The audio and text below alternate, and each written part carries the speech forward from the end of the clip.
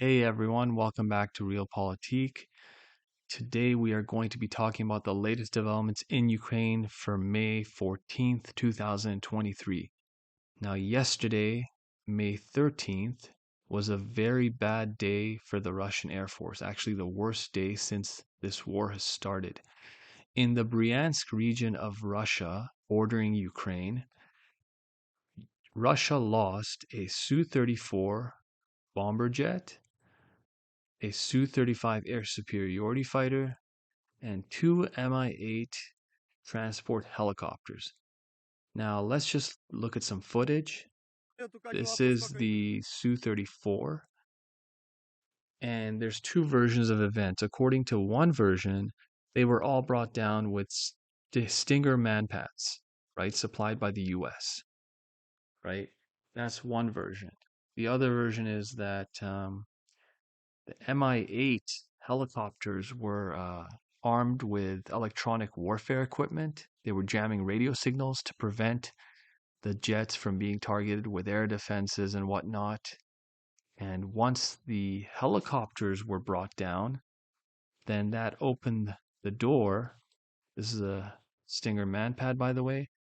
But yeah, once the helicopters were brought down, that opened the door for a MiG-29, a Ukrainian MiG-29 that has been upgraded with new radar and avionics, and it was able to launch two AIM-120, and this is a NATO missile, by the way, but they've modified the MiG-29, right?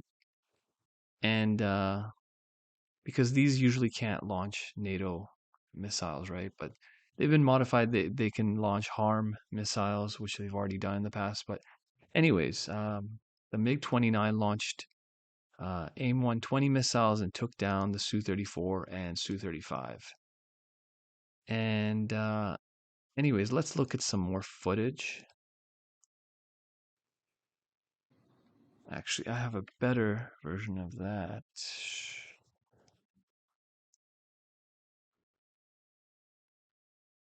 right here.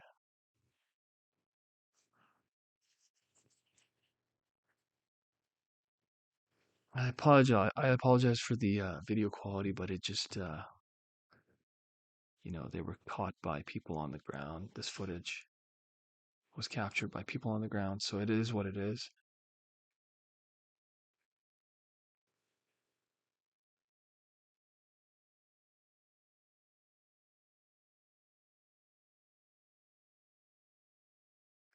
And we saw this, and then we saw this too. Anyways, that's enough footage for that. And basically, yeah, that was really devastating for the Russian Air Force. But another thing to mention is that during the last 2 days, Ukraine recently received this missile from the UK. They're called Shadow Storm missiles. They're stealth and they're air launched. And Ukraine has been targeting the city of Luhansk deep inside Russian controlled territory. This city has been relatively untouched for the last few months, but the Ukrainians have hit multiple targets, which they claim are related to the Russian military. And then Russia decided that they were going to retaliate, and using the Shahed 129, the Iranian made drones, they call the Garon 2, they targeted, uh, they hit multiple targets in the city of Khmelinskiy and in the city of Ternopil. And I'll just show you what it looked like. It's really crazy. Um,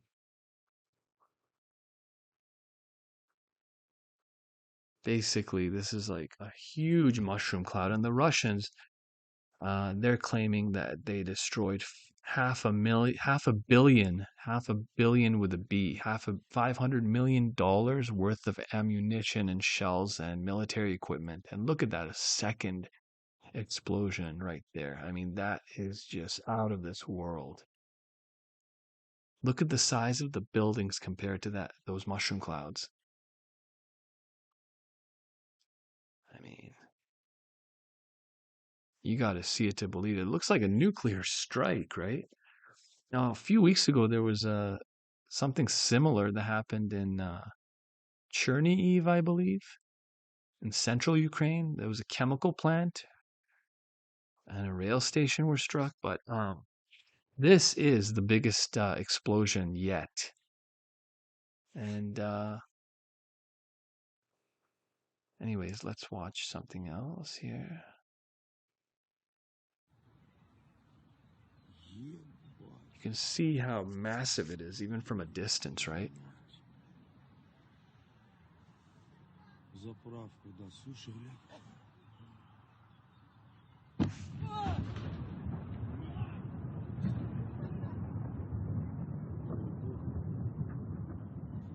And the fact that there's a second explosion, and you can still hear little micro explosions, that indicates that yeah, it was definitely ammo or something incendiary. What the hell is this music? I hate it when they add some corny music to this kind of footage. That's just massive.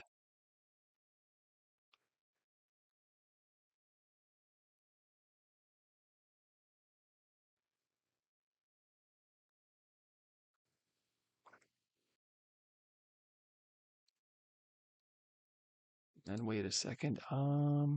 Yeah, this is Khmelinskiy again. Khmelinskiy. It's another explosion because this is at night now. It's at nighttime.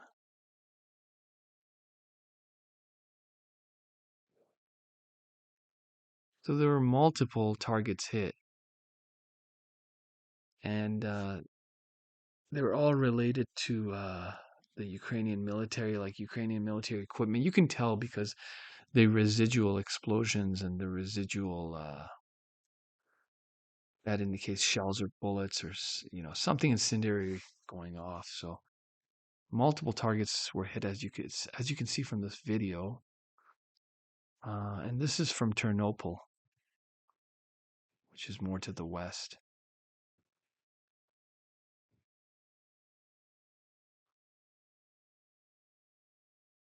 So, I mean, if the Russians are telling the truth, that's a lot of ammunition. And this war is heating up. It's escalating quickly because the British, those Storm Shadow drones, they allegedly gave Ukraine, they're giving Ukraine 200, and then they're planning to give them another 200 or so. I mean, that's just out of this world. But anyways, that's it for the footage. And as we know, this is an AWACS plane, has a radar dish that spins. Basically, NATO is providing intelligence to Ukraine. And some people are saying that yesterday, the reason why the Su-35 and Su-34 were so easily shot down was because you see when fighter jets, before they can launch missiles at each other, they have to lock on. And jets can tell when they're being locked on too. And some people are saying that, first of all, they thought they were safe in Russian airspace. And secondly, the MiG-29 did not lock onto those fighter jets. It actually received data from an AWACS plane, which provided the coordinates and guided the missiles. But anyways, that's that. And the Russians have promised that there will be retaliation for the British providing these air-launched missiles, the Shadow Storm missiles to Ukraine. The thing about these is that they're air-launched, right? So, and Ukraine doesn't have that many fighter jets lying around, and even today, it's not uncommon for Ukrainian fighter jets to be shot down. Today, in the where is it? In the Kupiansk region, the Russians are claiming they shot down an Mi-8 helicopter of the Ukrainian Air Force, and they're also claiming that they shot down a Su-27 somewhere in Ukraine. I don't recall exactly where, but anyways, let's focus on Bakhmut because the Ukrainians launched a counteroffensive about 3 days ago now. And let's look at what they've been able to achieve. So this is Bakhmut on the deep state map. And this is what they've been able to achieve, right? Basically. So this was the 10th and now it's the 14th. So you can see they're making some progress, but it's very little progress. In the south, a lot of analysts believe that this salient would have fallen already and that the Russians would have fallen back to higher ground right here, which would make sense militarily to fall back to higher ground where you have the vantage point. But they've been able to hold on to this salient. Now, Prigozhin claims it's because Wagner reinforcements were sent to the north and south.